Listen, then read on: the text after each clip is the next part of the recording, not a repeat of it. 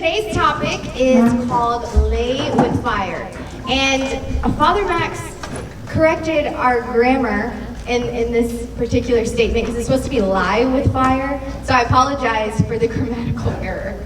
So we're gonna, lie down. Just make a distinction. Yeah. So we're gonna talk about all things sex, premarital sex, marriage, chastity, the sacrament of marriage. So we're going to do a full-blown talk, but we felt like it would be better to kind of answer what you guys were wanting to hear. So we're going to go one by one and answer your questions as best as possible. So the first question says, How were you when you lost your virginity? How old were you when you lost your virginity? You don't have to check all the buttons. Someone missed it. No, we're transparent people. We try to be as transparent as possible, and I will tell you that Andy and I are only human, and unfortunately, when we were teenagers, we were not as invested in the church as some of you are today. And if we really wish that we were, because our lives would have turned out differently, right? And we're so happy that we ended up together in the way that we ended up together. But unfortunately, I will speak for myself, and I was in high school when I lost my virginity. I was not a virgin when I married Andy. And that's something that I wish that I could take back, because once it was gone, it was gone forever. And if I could have saved myself for Andy, I would have done that. But I did once I really accepted Jesus Christ, and I knew I was the person I wanted to live for. I made that decision to save myself for marriage, so I recommitted myself. And I think I was 19 years old when I did that. And Andy and I got married when I was 26. So from 19 to 26, I recommitted myself, and I did stay chaste up until Andy and I got married. Same thing for me. I was in high school as well. Like she said, we are human. I know y'all are all in high school for the most part, and pressure is a big deal, especially whenever you have friends that are having sex with their significant other at the time. The reason I say at the time is because there's about I'm going to say 6% chance, it's probably less, that the person that you're with for the majority of high school, or whoever you date in high school, you're probably not going to end up marrying that person. Now, it does happen. I'm not going to say it doesn't happen, but I know that for me, the girl that I lost my virginity to at the time, I did love her, but I mean, it wasn't much long after that we weren't even together anymore. And so, like Desi said, she saved herself starting at age 19. Personally, I can't say that. It was different for me. I really didn't. I've always been, had a relationship with God, but like she said, my relationship with God didn't strengthen until I was about 24-ish. And then whenever the first time I tried talking to Desiree, I knew that she had committed I knew the commitment that she had made, and I knew going into the relationship, or even really before I wanted to date her, that I knew it was going to be something that I was going to have to do, was fix myself, and also continue to strengthen my relationship with God. So, I wish you can't go back on the things that you've done in the past. It's one thing that I learned at a young age, but if I could go back, I would definitely go back to probably that day and make a different decision. but God is merciful, and I will say that over and over again, and he's so forgiving. And so I will say that he's so forgiving. So if there's people in the room, and I know that there is, but if there's people in the room that have ever thought about recommitting themselves or know that, that you're doing the wrong thing, it's never too late to ask for forgiveness and to move forward as of this day or after you go to confession. That's what we have the sacrament of confession for. Next question. If I find a person that I believe is the one but doesn't respect chastity, are they worth it? No. No, seriously. I would say no as well, just because. So raise your hand if you think that love is a feeling. Raise your hand. How many of you think that love is a choice? Okay. So you choose to love the person that you love.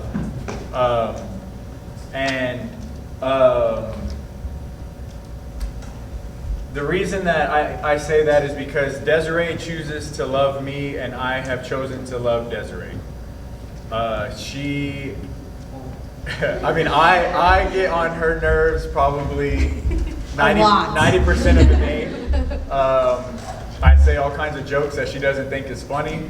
I have a bad habit of leaving like whenever I shower, just like clothes pretty much on the floor, and I'll get them later and go put them in the dirty clothes. But still, at the end of the day, she chooses to love me and nobody else. And same thing for me.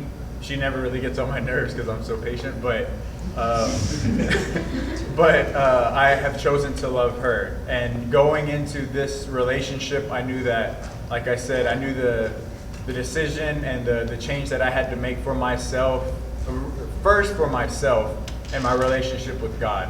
If I wasn't doing it for myself, then it didn't make sense to do it for Desiree. It was something that I had to do for myself to strengthen my relationship with God, to get closer to Him, and another thing that Desiree's, the thing that attracts me the most to Desiree is, there's really two things. It's her relationship with God and then her work ethic, which that's a totally different story, but Desi's relationship with God is something that I try, still to this day, try to even get close to, and I know I'll probably never catch up to the way she is with God, but one thing that she told me that definitely made me even more attracted to her, as far as like choosing her to date and to want to marry, is I specifically remember us texting and her saying that eventually she wants me to get to heaven. And I've never heard that from, someone tell me that from, I guess, like in a relationship standpoint, because, of course, like my mom and dad want me to get to heaven, but it's totally different whenever it's somebody that you're falling in love with and that you're wanting to try and spend the rest of your life with, is, if 9 out of 9 people are eventually going to die. And me personally, whenever it comes to that last day or even after that, I'm hoping that I'm in heaven, and so is she. So, no, it's not worth continuing the relationship with a person that you're with if they don't respect that you want to be chaste. I mean, it's very simple. I think that if they're giving you a hard time, I mean, love is about giving up yourself for the other person, right? Like, I give up myself daily. I have to die to myself just to provide for Andy, like the love that he needs, the care that he needs. So if that person can't do that for you, like whether you're in a very short relationship or whether you've been in a long relationship for 5 years, I don't think it's worth it. I think that there are better things for you, and that just move on and work on yourself, and eventually the right person will come. How did you deal with saving yourself around peer pressure? I didn't have a whole lot of peer pressure whenever I was, whenever I went through, choosing chastity. I think that I made it really clear. I think that was one of the things that I did well, was that I set boundaries. And so the person that I had started dating, or that I was, casually dating or whatever, I would set boundaries right away. So I would say, you know what, like, this is really cool, I really like you and whatever, but I will tell you right now that I'm not gonna sleep with you. It's just not my deal. I'm not gonna do it. So if that's what you're in for, like, if this is something that you're in for, like, you're not gonna get it from me. And so I was really clear, and I set boundaries, so it wasn't hard for me. And I think that as long as you're firm in your faith and you know what you want, then it shouldn't be hard for you either. And it'll be worth it, because in the long run, someone will come along, and when you tell them that statement, they'll respect it, and it will be great. Like, it'll be really great. So, no, it wasn't hard. So, as long as you stay prayerful and kind of like keep an accountability partner, I'm always here to talk to you or give you advice, or just to keep you accountable if that's what you need. So, yeah. For me, the peer pressure part was a little different as far as like in high school, being an athlete, the locker room talk pretty much. I don't know how many of the guys in here played sports, but I'm pretty sure if you played sports, you know how that goes. And so I felt like kind of to in a way to fit in, but even more to kind of in a way, I guess, to keep up with everybody or what everybody else was doing. I guess that is fitting in. I felt like it was something I had to do to be one of the guys, pretty much, or real cool, or I don't know how you want to say it, but that's just how it is. I'm 100% sure it's still the same way in high school or college right now. And the only reason I say that is, things don't change. But like I said, if I could go back and change the way that I was, or the decisions that I made whenever I was younger in high school, or even college and before we got married, I would definitely go back, and there's a lot of things I would change, but I don't regret anything, because I can't go back and change my life before, but I am the happiest man in the world with my wife. The situations that we're in now, we've seen some tough days, and I wouldn't wanted to go through those tough times with anybody else, to be honest with you. I read this one and I was pretty excited to answer it. How do I get out of the friend zone? Okay, so this is my topic right here. No, I'm kidding. So if y'all don't know, No. Okay. So the way, I'm not sure if this is a question, it might be, but Desiree, before we got together, Desiree put me in the friend zone, and I'm one of the few, probably I'm like 1 in a million that got out of the friend zone. So for me, I just kept being myself. I knew that Desiree was who I wanted to date.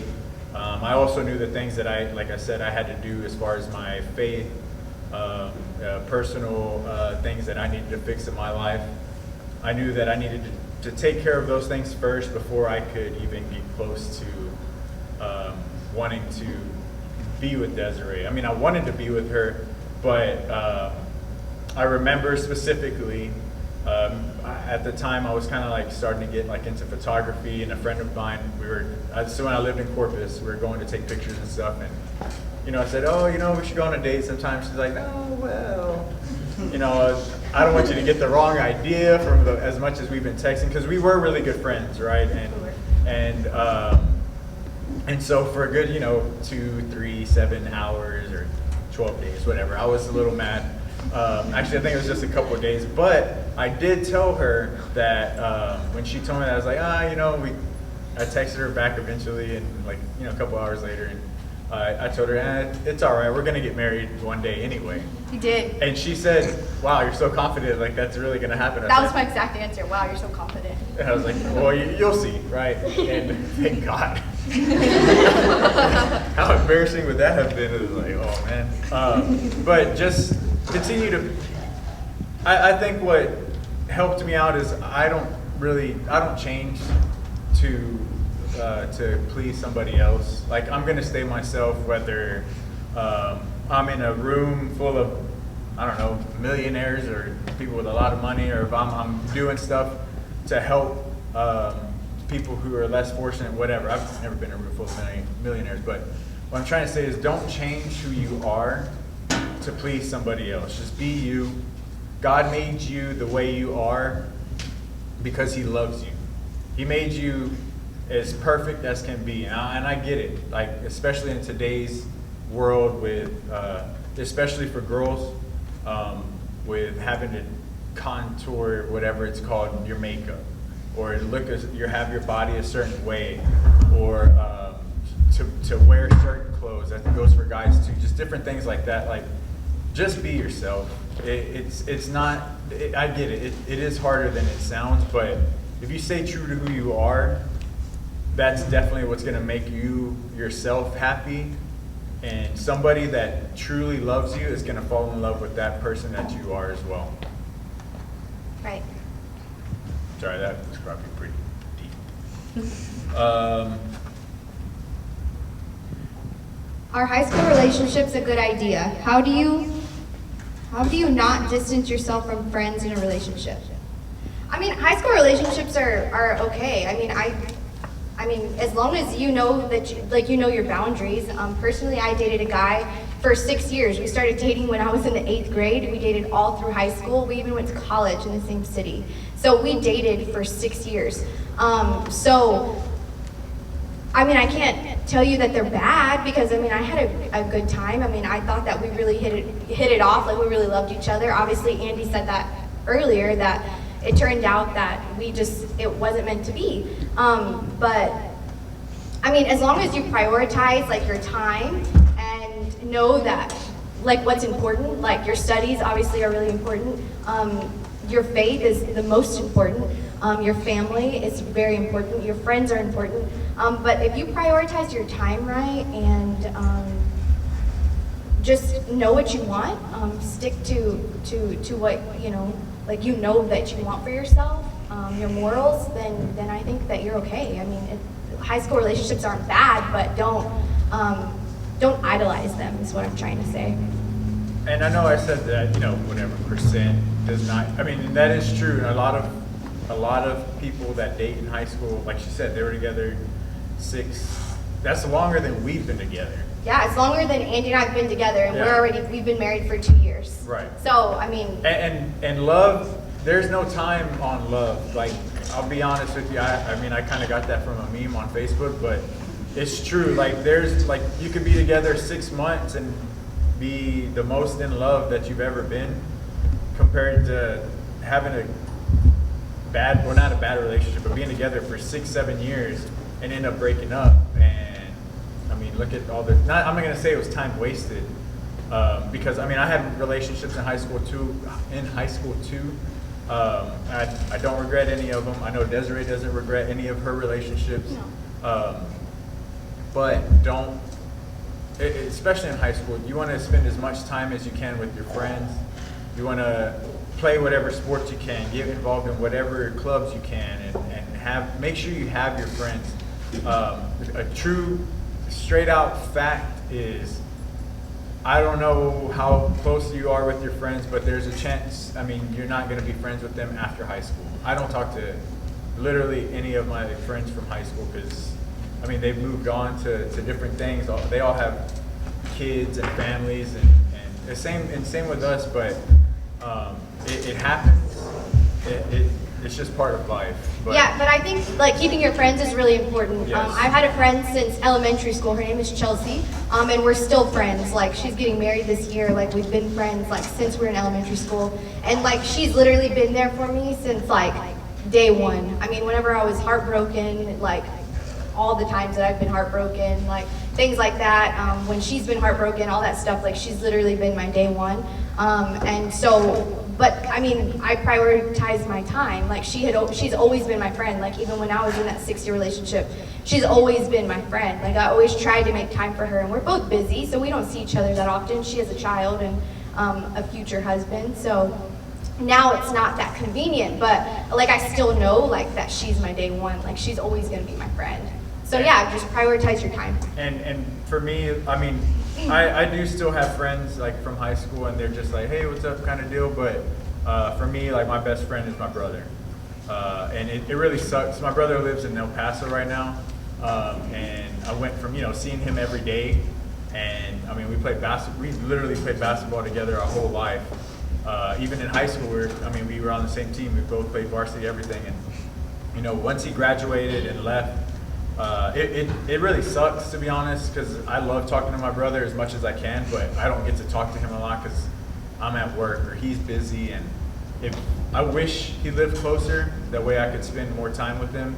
As you get older, like for me personally, I've learned that, time is something we don't have a lot of. So, like I've not recently, but the last couple of years, been trying to make my relationship with like my dad. I mean, I have a great relationship with my parents, but like spend more time with my dad, like go and do things that, we. Oh, sorry. Never mind. How do I tell my sister I don't like her boyfriend? I think it's really simple. That's a simple question. You just tell her. I don't know. I haven't liked some of my brother's girlfriends, and I just tell them, hey, I don't think she's the one. I don't think she's cool. Like, she's not the girl. Like, so it's real simple. Just send her a text. Like, send her a text, or if you're scared to tell her in person, like, just send her a text. I don't know. Just tell her. I mean, yeah, just tell her. My anxiety causes me to think I'm never good enough for my significant other. How can I stop this and feel like I'm worthy? You are worthy.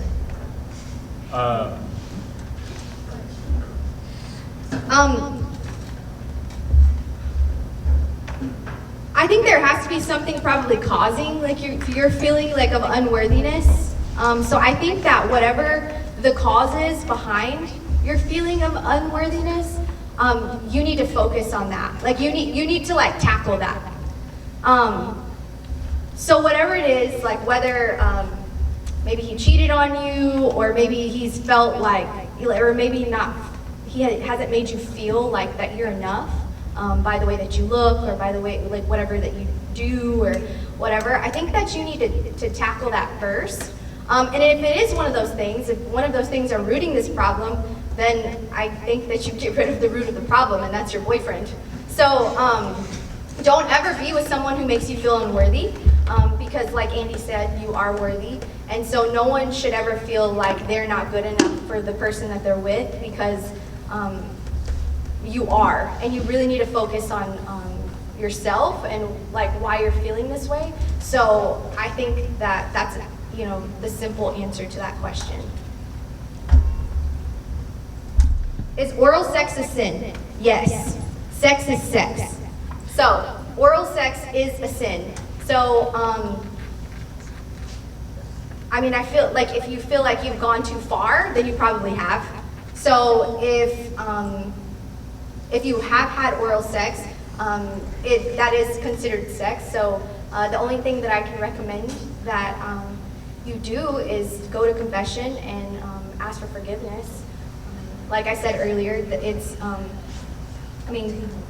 God is merciful and He always forgives you. So just go to confession.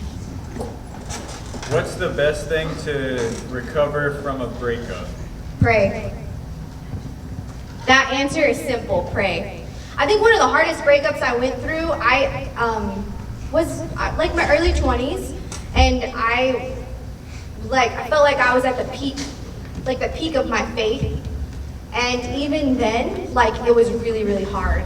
Only because I felt like the guy that I was with, like I felt like I was gonna marry him. Like I felt like he was the one. And so whenever I went through that breakup, like the only thing that helped me through it was being in church and praying. Nothing that anyone could say, nothing that I did, like nothing helped the situation, but whenever I was in church and whenever I was praying, that's the only time I felt okay. So my only recommendation to you is to pray and stay faithful. Like just stay strong in your faith and God will help you through it. I would agree with that, and two, like we said, keep your friends close. And your family. And your family, because I mean, I know at a lot of your age right now, it's hard to talk to your parents about certain things, but your parents, they do love you, and they do want to talk to you, as much as you don't think that they do. I know for my first breakup, the person I talked to was my mom, honestly, because I was in my room. This sounds so sad. I was in my room crying for like, I cried all night and the next morning. It really sucked. But I know. No, I'm just kidding. I'm like, what? You had to say it.